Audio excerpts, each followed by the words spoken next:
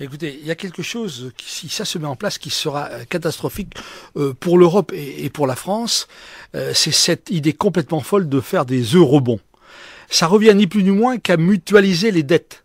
Donc, on va payer pour les Grecs, demain on paiera pour les Espagnols, les Portugais et ainsi de suite. Non, attendez, les Français ne sont quand même pas responsables des dettes monumentales des autres. On en a déjà suffisamment nous. On va quand même pas aller payer pour les Grecs et pour les Espagnols. Et les eurobonds, les eurobonds de Monsieur Hollande, c'est ça, la mutualisation de la dette. Alors heureusement qu'il y a des pays quand même qui ont pour 2 sous du jote et qui résistent à cette idée folle de Monsieur Hollande. Autre question de Fabien Arnay, toujours sur ce thème de la construction européenne. Oui, veuillez m'excuser, monsieur Momme, je n'ai pas compris exactement ce que vous préconisiez dans l'avenir pour la France et sa place dans l'Europe. Renégocier tous les traités. C'est-à-dire on reste dans l'Europe? Oui, c'est pas question de sortir de l'Europe, on reste dans l'Europe dans la condition où les partenaires européens acceptent de renégocier tous les traités. Et au niveau du... Je voudrais parler quand même... Alors sur quelle base on au niveau des députés, l'UMP, monsieur Auclair, a bien voté en majorité le traité de Lisbonne. Oui. Et vous-même aussi, vous l'avez voté? Oui, je l'ai voté. Et c'est quand même une contradiction avec le référendum qui a été fait auparavant où le peuple avait dit non à la Constitution européenne. Oui, mais écoutez, dans la vie, il faut toujours avancer. Et là, si on n'avait pas avancé, quand on n'avance pas, on recule. Oui, quand on avance dans le mur, on se fait mal à la tête. Non, oui, non, mais très bonne formule. Non, mais écoutez, j'en reviens à cette idée. On va être obligé absolument de mettre en Europe une gouvernance économique et de faire l'Europe sociale et fiscale. Je crois que on a fait passer la charrue avant les bœufs, ou on n'a pas fait labourer les bœufs en même temps que la charrue. Ça, c'est certain. Mais il y a aussi des pays qui n'étaient certainement pas prêts à rentrer dans l'Europe. Je suis d'accord avec vous. Ni il y a 2 ans, ni maintenant, ni même dans 10 ans. Je crois qu'on a Alors, voulu aller quant à la Turquie, je ne sais pas où ça en sera avec le gouvernement socialiste. Écoutez, soyez rassurés, les Turcs ont compris que l'Europe avait des gros problèmes, alors qu'ils voulaient y rentrer il y a 2 ou 3 ans. Maintenant, ils veulent plus du tout en entendre parler, parce que chez eux, ils n'ont pas les mêmes problèmes que chez nous. Alors c'est déjà une bonne chose. C'est-à-dire ne plus élargir aujourd'hui les frontières. Je crois qu'il faut arrêter. C'est vrai qu'on est allé trop vite. La Roumanie, la Bulgarie, tous ces pays d'Europe de l'Est, on est allé beaucoup trop vite. C'est vrai, je le reconnais. Hein. Pourtant, c'est l'UMP qui dirigeait jusqu'à présent. Écoutez, c'est pas l'UMP qui dirigeait. Alors, depuis 10 ans, c'est pas l'UMP qui dirigeait toute seule, et ce sont des décisions qui ont été prises au niveau de Bruxelles, qui n'ont pas été prises qu'au niveau de Paris. Écoutez, je crois qu'il y a eu quand même une large majorité pour voter toutes ces choses-là. Justement, je voulais rebondir sur ce que vous venez de dire. C'est bien le malheur, c'est que 80% des lois sont votées à Bruxelles et non plus à Paris. Donc la perte de souveraineté de la France. Avec Martial Môme, on se rejoint là-dessus. Moi, j'ai toujours combattu toutes ces lois, ces directives qui étaient pondues par les technocrates bruxellois. Et c'est pour ça que je crois qu'il faut véritablement faire un gouvernement européen qui soit responsable. Un gouvernement démocrate, alors, pas technocrate. Oui, bonne formule. On va essayer de vous opposer quand même, puisque vous représentez quand même 2 partis différents. L'austérité, pas toujours d'accord. Jean Auclair, l'austérité ou pas en Europe? Qu'est-ce qu'on fait pour sortir de cette situation? Jusque dans les années 80, on a vécu cette manière-là. C'est la croissance qui finançait les dépenses. À partir de 80, choc pétrolier, Mitterrand, Chirac après. Et on a continué à augmenter les dépenses et on a financé tout ceci par des emprunts.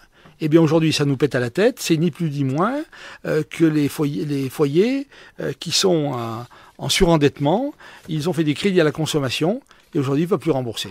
Eh bien, je crois que la règle d'or que tout le monde appelle de ses voeux, eh bien, je vois que François Hollande est vent debout contre. Alors, il dit qu'il va revenir à l'équilibre budgétaire en 2017. C'est pas en prônant et en décidant des mesures actuelles qu'on va revenir à l'équilibre. Au contraire, on va continuer à s'enfoncer un peu plus dans la crise par le déficit. La règle d'or, Martial Môme, elle vous convient? Vous êtes prêt à y adhérer? Non, pas du tout. Bon, il est certain que c'est pas le gouvernement socialiste ou futur gouvernement socialiste qui va régler le problème. Alors, on peut parler de dépenses, on peut parler aussi d'économie. Tout était chiffré dans le programme de Marine Le Pen. C'était un budget à l'équilibre sur 5 ans. Je vais vous donner quelques exemples. Suppression de l'aide médicale d'État, 588 millions d'euros par an. Suppression de la niche Copé, 3,5 milliards d'euros. Qu'est-ce que la niche Copé? C'est un avantage fiscal réservé aux grands groupes.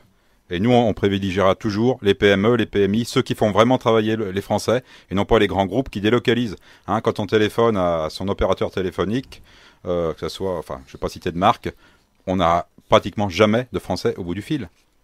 C'est malheureux. Et ça vous pose problème?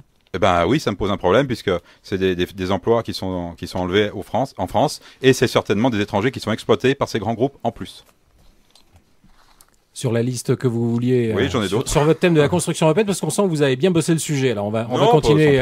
On va continuer 2 minutes là-dessus. Alors on parlait d'austérité. L'austérité, Martial Môme, il faut la faire ou il faut relancer? Non, il faut pas faire d'austérité. Si on fait de l'austérité, on supprime le pouvoir d'achat aux gens. Et s'ils achètent pas, il y a plus de consommation. S'il y a plus de consommation, il y a du chômage. C'est un cercle vicieux. Il faut emprunter à taux zéro. Alors je vais dénoncer aussi un autre scandale. La Banque centrale européenne prête aux banques à 0,5 ou 1%, et ces mêmes banques reprêtent à 3% ou plus aux États. Donc c'est les banquiers qui se goinfrent sur le dos des peuples. Et ça, c'est un scandale au niveau de l'Union européenne. Qui dénonce ce scandale? À part le Front National et peut-être l'extrême gauche aussi. Et François Hollande, me semble-t-il. En Ouais, revanche, faudrait Madame qu'il y ait un Merkel, Monsieur Sarkozy n'étaient pas prêts justement à changer ce système-là, si je ne m'abuse, Monsieur Moi, Auclair. je me positionne sur l'échiquier creusois. Et je rebondis sur les propos de Martial Môme, qui parle des appels d'offres européens. Écoutez, regardez ce qui se passe dans notre beau département de la Creuse, où les élus socialistes, du Conseil général notamment, mais les autres aussi, ne se gênent pas à l'occasion d'appels d'offres pour donner des marchés à des entreprises hors départemental. C'est régi par un code des marchés publics. Oui, ben attendez, écoutez, le code des marchés publics, je le connais bien. Vous savez, dans la vie, quand on a la volonté de faire travailler les entreprises creusoises et les employés creusois de ces entreprises, eh bien, on se bouge et on s'adapte en fonction de ce qu'on veut faire. C'est vrai que dans ce département, on a souvent laissé tomber les entreprises creusoises, et ça, je le regrette, je l'ai dénoncé, parce que moi, je dis qu'on est un petit département, il faut faire de la préférence départementale, il faut travailler pour les creusois. Je m'associe entièrement aux propos de Jeannot Auclair. Très bien. Encore un point commun, finalement, on voit que finalement, il n'y a pas tellement de différence entre vous. Vous avez des points de vue de divergence profonde. Mais Sur dites-moi, l'Europe, monsieur je pense qu'on en a parlé Je suffisamment. vous pose la question. Après, bon, Monsieur Auclair se présente pas exactement UMP. J'ai beaucoup de points de divergence avec l'UMP. Il y a des gens à la tête de l'UMP. Bon, je pense que c'est un autre sujet. Ça. Mais moins avec Jean Auclair. Bah, apparemment. Oui, mais Il n'empêche que quand Jean Auclair, quand il était à l'Assemblée nationale, il vote avec l'UMP. Mon parti, moi, c'est la Creuse, je le dis. Et puis, vous savez, on a fait un débat avec Madame Chauvat.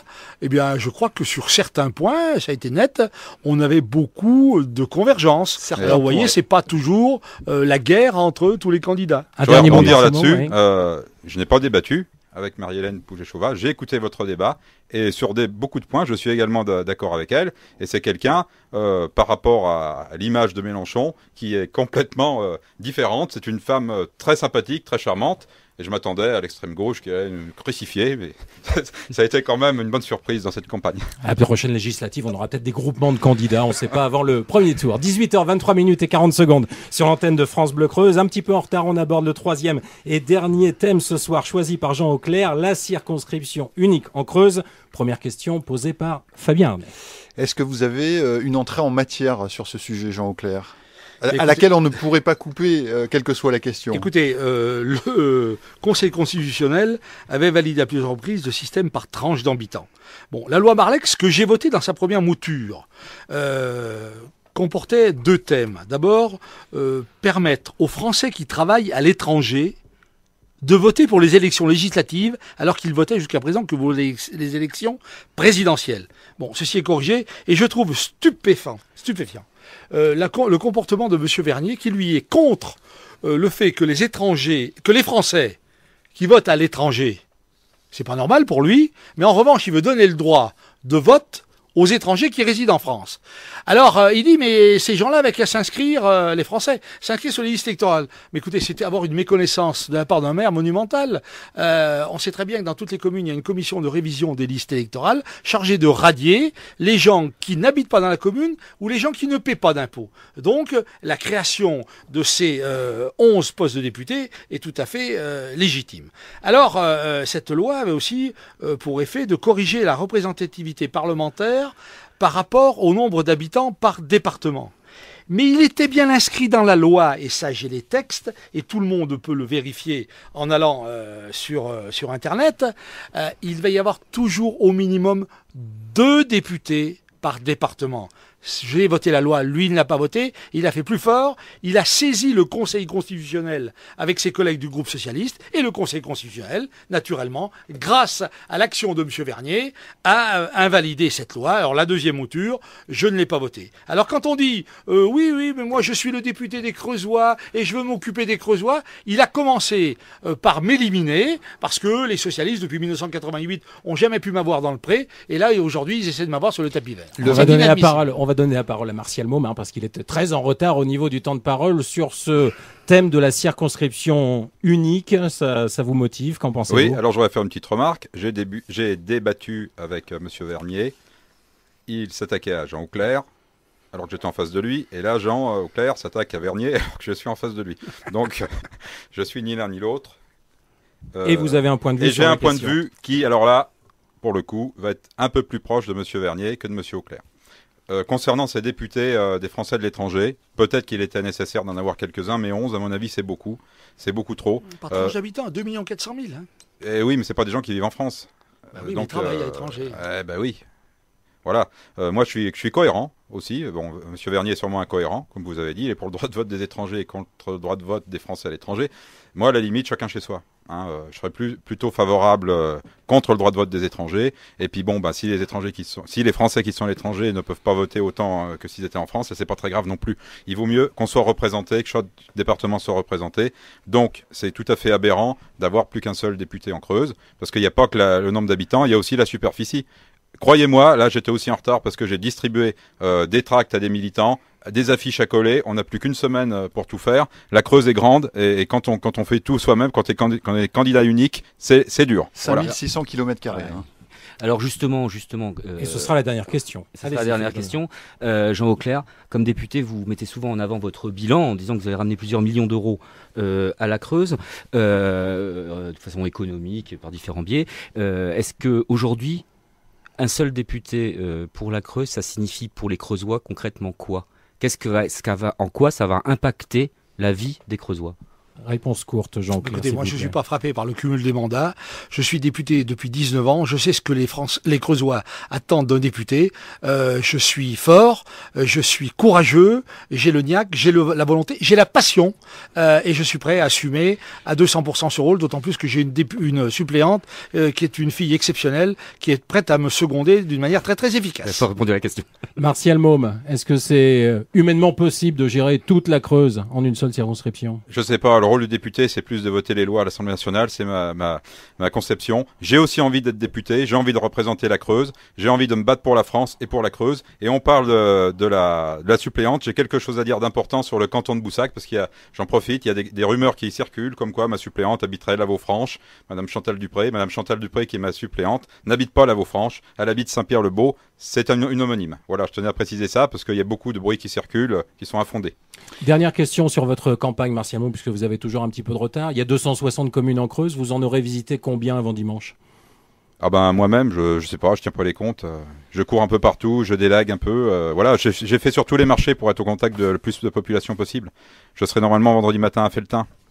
Bon, très bien, le rendez-vous est pris. Merci, messieurs, pour ce 3e débat des élections législatives qui mettait aux prises ce soir Jean Auclair, le député de l'UMP, actuellement de la 2e circonscription. Vous aurez bien compris qu'il n'y en aura plus qu'une à partir du 17 juin prochain. Et Martial Môme, candidat du Front National. Ce débat est bien sûr analysé dès demain matin dans les colonnes du journal La Montagne. Et puis ce débat est à réécouter d'ici quelques minutes maintenant sur le site bleucreuse.fr dans le dossier spécial élections législatives 2012, dossier qui vous présente également tous les candidats creusois. Ils sont 9 en lice et je cite les 7 qui n'étaient pas parmi les invités ce soir puisque c'est une demande du Conseil supérieur de l'audiovisuel. Il s'agit donc de Cédric Bessuan, debout la République, Patrick Haïta, Centre pour la France, Marie-Hélène Pouget-Chauvat, Limousin Terre de Gauche, Michel Vernier, Parti Socialiste, Roger Gorizzuti, Lutte ouvrière, Félix Crespo, Alliance écologiste indépendante, Baptiste François, Europe Écologie Les Verts. Jean Auclair, on vous retrouve demain matin dès 8h15 en direct pour votre entretien du matin avec Philippe Becchia. Il est 18h30.